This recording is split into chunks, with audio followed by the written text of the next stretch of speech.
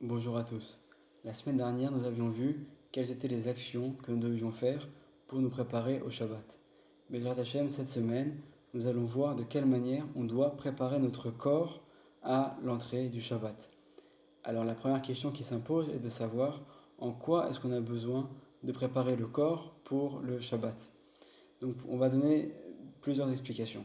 La première chose, c'est que la Gemara, le Talmud, dans le traité de Shabbat, nous enseigne Kol המתפלל בערב שבת ואומר ויחולו מעלה עליו הכתוב כאילו נעשה שותף לקדוש ברוך הוא במעשה בראשית. Tout celui qui, le vendredi soir, va réciter les versets de Vayichulu Hashemayim Va'aret Vechol Tzevaam, ces versets qui parlent de la création du monde, alors il devient un associé d'Hachem dans cette création du monde. Donc on voit que nous, le vendredi soir, bien qu'on ait l'impression qu'après la synagogue, on rentre chez nous, la table est dressée, on a l'impression qu'on est seulement en famille. Il faut savoir qu'il y a une présence supplémentaire, c'est bien évidemment la présence d'Hachem en personne, si on pouvait s'exprimer ainsi, qui vient le soir du Shabbat.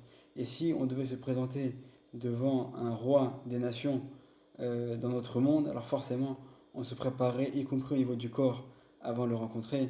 On irait se doucher, on mettrait nos plus hauts vêtements. Alors forcément, lorsqu'on va se présenter devant le roi des rois le vendredi soir, alors c'est évident qu'il faut également préparer notre corps. Ça, donc, c'est la première explication. La seconde explication, c'est de savoir que, comme on l'avait expliqué, le corps est un réceptacle de l'âme.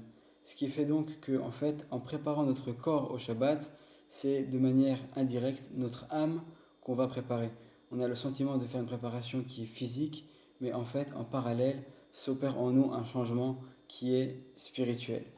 Donc, on va essayer d'expliquer quels sont les préparatifs à faire au niveau du corps. Le premier préparatif, c'est, comme le dit le Shulchan Aruch, de se doucher à l'eau chaude. Et l'origine de cela vient dans la Gemara, donc dans le traité de Shabbat, page 25. Rechitzat yadayim veraglaim mitzvah. Le fait de se laver les mains et les pieds est une mitzvah. Ma mitzvah, d'où c'est une mitzvah? D'Amar Rabbi Yehuda Amar Rav. Donc Rabbi Yehuda nous enseigne au nom de Rav. Car aya minhago shel Rabbi Yitzchak bar Ilai. Rabbi Yehuda bar Ilai. C'était donc la coutume, l'habitude de Rabbi Yehuda bar Ilai. Erev Shabbat, Mevin lo arriva melach hamin. Donc on lui a apporté une sorte de bassine pleine d'eau chaude. Verochet, panav, yadav, veraglav. Et donc il se lavait le visage, les mains et les pieds. Umit atef, veyoshev, besadinim, ametsuyatzin, vedome le malach Hashem tsevaot. Donc après avoir pris ce bain à l'eau chaude, il ressemblait donc à un ange d'Hachem. Et il faut savoir que ici le texte dit bien, et c'est ce que précise également le Ben Ishraï, c'est qu'on parle de se laver en priorité, bien sûr, le visage, les mains et les pieds dans cet ordre-là. Pourquoi? Parce qu'en fait, on va se les laver dans l'ordre d'importance. D'abord le visage, ensuite les mains, ensuite les pieds. Comment est fixé cet ordre d'importance? Alors, les sages de la Kabbalah nous enseignent que, en fait, notre âme a une racine qui est spirituelle dans le monde supérieur. Et lorsque cette lumière descend en nous, dans notre corps, alors avant tout, elle arrive en grande quantité dans la tête, ensuite elle se répand au niveau des mains, et ensuite elle se répand au niveau du bas du corps et des pieds. Et donc, en fait, on le voit bien, chacun pourrait même le ressentir, c'est qu'au niveau de la tête, on voit que la pensée, elle est quasiment illimitée. Chacun d'entre nous peut imaginer des choses extraordinaires, des choses très profondes, vraiment à l'infini. On pourrait imaginer même des plans, imaginons par exemple des plans d'architecte, ou programmer des choses sur plusieurs jours, etc., etc. Donc au niveau de la tête, on voit bien qu'on est quasiment illimité. Par contre, dès qu'on passe déjà à l'action au niveau des mains, on voit bien qu'on peut faire beaucoup moins de choses avec nos mains que ce qu'on pourrait penser. Celui qui s'imagine en l'espace de quelques secondes, il peut imaginer un plan d'un immeuble, un plan d'architecte. Alors avant d'arriver déjà à le mettre par écrit, ça va prendre beaucoup plus de temps. Et encore davantage avec les pieds qui sont encore plus grossiers d'une certaine manière que les mains. On voit bien qu'avec les mains, on peut tenir un stylo, on peut faire des opérations qu'on ne peut pas faire avec les pieds. Donc, dans cet ordre-là également, c'est ça qu'on va respecter. Puisqu'au moment où on fait cette douche avant Shabbat, c'est pas seulement donc, un plaisir corporel, mais c'est également une préparation spirituelle. On va penser au moment de cette douche qu'on va se séparer également de toutes ces mauvaises choses qu'on avait dans la semaine. On va les enlever et les retirer sur nous. Et donc c'est tout ça, c'est une préparation donc, pour pouvoir se présenter devant donc, le roi des rois. Donc en fait, au moment où on fait cette douche, c'est pas seulement une douche en soi, c'est également une chazara b'tshuva. On va également donc revenir vers notre Créateur, regretter nos mauvaises actions et penser que toutes ces mauvaises actions qu'on a fait, toutes ces mauvaises choses qu'on a pu faire pendant la semaine, alors on va s'en séparer. Et donc ça, c'était donc au niveau donc de la douche. Une fois qu'on a terminé la douche, c'est très important également de bien se sécher et en particulier de sécher les pieds, puisque nos sages dans le Talmud et dans le Shulchan Aruch également nous donnent plusieurs conseils pour avoir une bonne santé. Il faut savoir que dans le traité de Psachim, dans la page 111, il est écrit que celui qui met ses chaussures avec les pieds humides, alors ça peut porter atteinte à sa vue. Donc il faut savoir également se préserver et écouter les paroles de nos sages. Donc, comme l'enseigne Shulchan Aruch, donc bien évidemment, se doucher tout le corps à l'eau chaude, si c'est pas possible, alors au moins les mains, la tête, les mains et les pieds. Donc, et par cela, donc, on va réussir à éloigner les forces du mal qui s'étaient agrippées à nous durant la semaine.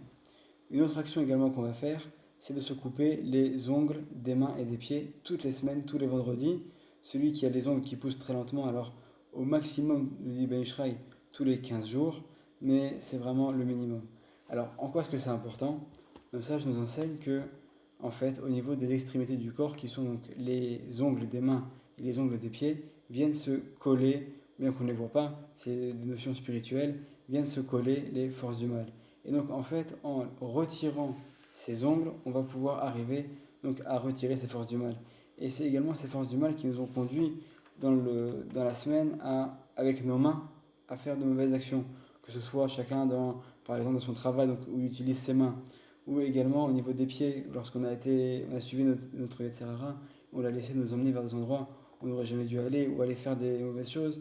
Donc en fait, en coupant les ongles, on va d'une certaine manière couper court à l'influence des forces du mal, des mauvaises choses qu'il y a sur nous.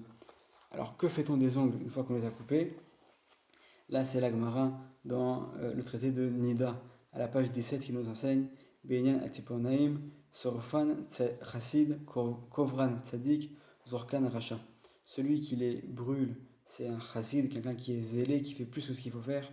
Celui qui les enterre, il est considéré comme un tzadik, et celui qui les jette par terre, comme un mécréant, comme un rachat. Et de là, le Ben Ishraï nous enseigne que de nos jours, celui qui jette les ongles dans les toilettes, alors c'est considéré comme si il les avait enterrés, donc il est considéré comme un tzaddik. Par contre, si au moment où on coupe les ongles, alors on a un ongle qui tombe par terre, il faut savoir que l'ongle, il est nuisible lorsqu'il est tombé et tant qu'il reste à l'endroit où il est tombé. Mais par contre, si par exemple on a coupé ses ongles et qu'on ne sait pas où est tombé l'ongle, alors il suffira de passer un coup de balai pour être sûr de l'avoir balayé, de l'avoir retiré. Et de cette manière-là, on aura anéanti toute mauvaise nuisance qu'il pourrait y avoir de la part des ongles. Donc ça concernait les deux premières préparations. La troisième préparation qui concerne les hommes, c'est d'aller se tremper au mikvé. Il faut savoir que le fait d'aller au mikvé, comme l'écrit le Ben Ishraï dans son livre Mekaftiel sur la paracha de Lech Lecha, il écrit Tov veyachar venachon meod afilu lebne adam peshutim lidvol bechol erev Shabbat kodesh kedei lekabel eharat kedushat Shabbat kodesh im efshar lahem lidvol. Donc c'est un conseil qui s'adresse non pas à des grands rabbanim, non pas à des grands chassidim, à des grands tzadikim d'aller au mikvé, mais chacun d'entre nous, même des gens simples comme nous devons faire l'effort, si c'est possible, d'aller au mikvé. C'est une très bonne chose pour recevoir la sainteté du Shabbat. Et également, bien que c'est le corps qui se trempe dans le mikvé, il faut savoir qu'au niveau de l'âme, on aura également l'intention de tremper notre âme dans le mikvé supérieur, dans des mikvés des mondes célestes, que notre âme également puisse se tremper et être purifiée. Et de la même manière que le corps dans le mikvé, entouré de l'eau du mikvé, représente un fœtus dans le ventre de sa mère, alors également on aura cette kavana, cette pensée de également renouveler notre âme et de recevoir une nouvelle âme pour le Shabbat. Alors combien de fois il faut se tremper dans le mikvé? Donc quand je dis se tremper, c'est-à-dire s'immerger totalement, donc tout le corps entier dans l'eau. Alors le minimum, nous écrit le Ben Ishraï, c'est 2 fois. Une première fois, on aura l'idée, la pensée de retirer les vêtements spirituels de la semaine. Et la deuxième fois, on aura la pensée de recevoir la sainteté, le supplément d'âme du Shabbat. Cependant, le Ben Ishraï conseille de se tremper au moins, de faire l'effort de se tremper 5 fois. La première fois, on aura l'intention de retirer l'impureté qui est en nous. La deuxième fois, on aura l'intention de retirer la colère qui est en nous, puisque le mot kaas, la colère, a la même valeur numérique que le mot mikvé. La troisième fois, on pensera donc, comme on l'a dit, à retirer les vêtements spirituels de la semaine.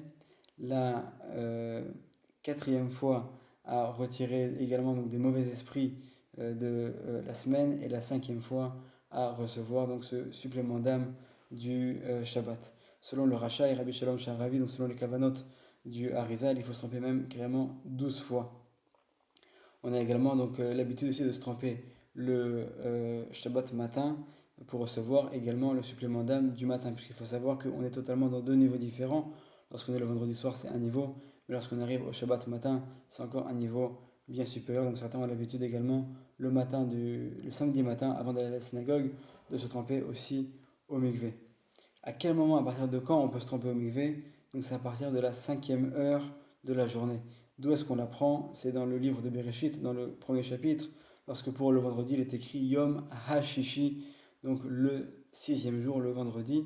HaShishi, le He, qui a une valeur numérique de 5, donc ça je vous enseigne qu'en fait ça vient nous apprendre que le jour de vendredi, dès la 5e heure de la journée, on a la sainteté du Shabbat qui commence à rentrer et à nous pénétrer, et donc c'est à partir de là qu'on peut se tremper au mikvé. Alors, contrairement à ce qu'on avait dit pour la douche à l'eau chaude, où il est bien de se sécher une fois qu'on a terminé la douche, le Ben Ish Chai nous dit l'inverse pour le mikvé. C'est bien lorsque c'est possible, une fois qu'on sort du mikvé, de ne pas se sécher tout de suite avec une serviette, mais de laisser l'eau nous pénétrer pour en fait s'imbiber également, imbiber notre corps de la pureté et de la sainteté du Shabbat. Donc bien évidemment, c'est pas toujours facile, c'est pas toujours possible, surtout en hiver où il fait froid. Donc lorsque c'est pas possible, on veillera au moins à laisser quelques parties du corps sans les sécher, comme par exemple les bras, de manière à laisser cette eau pénétrer en nous et à s'imbiber et à laisser pénétrer en nous la sainteté et la beauté du Shabbat. Alors une fois qu'on a fait toutes ces préparations, il faut bien sûr s'habiller et se vêtir d'habits qui sont propres, de préférence des habits qui sont réservés au Shabbat. Et comme nous enseigne le Ben Ish Chai, éviter les vêtements sombres, éviter les vêtements noirs et toujours préférer des vêtements qui soient blancs et au minimum 4 vêtements blancs de manière à faire honneur au Shabbat par des vêtements qui soient les plus beaux et les meilleurs.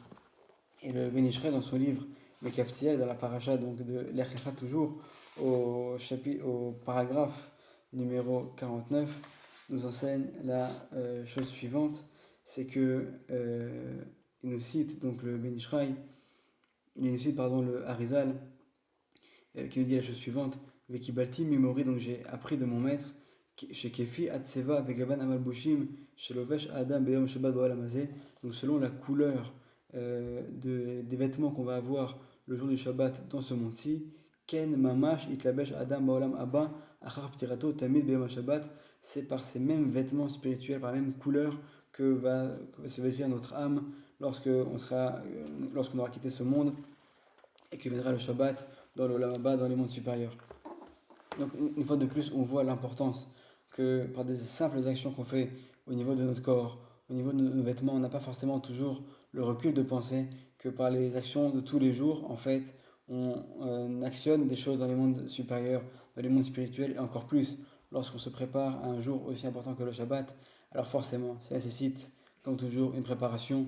Une préparation, on l'a vu, au niveau des actions, également maintenant au niveau du corps de soi-même, de se préparer. C'est pas simple, on se présente devant le roi des rois, et donc forcément, il faut savoir donc s'y préparer.